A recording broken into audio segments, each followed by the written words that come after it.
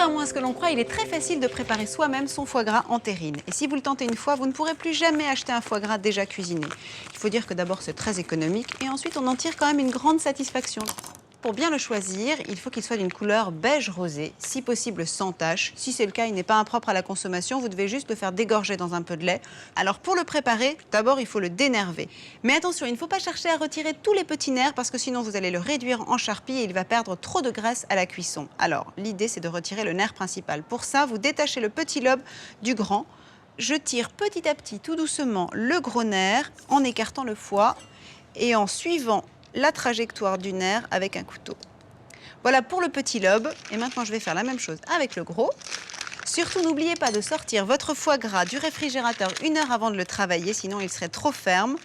Alors, ensuite, on va tout simplement l'assaisonner. Moi, je le fais très simple pour avoir vraiment la saveur authentique du foie gras, c'est-à-dire sel, poivre et quand même un tout petit peu d'alcool, d'Armagnac en l'occurrence. Je vais commencer par mettre le gros lobe dans le fond, je vais mettre tous les petits morceaux, de façon à obtenir une surface bien lisse. Et moi, pour terminer dans la simplicité, je préfère faire cuire mon foie gras au micro-ondes.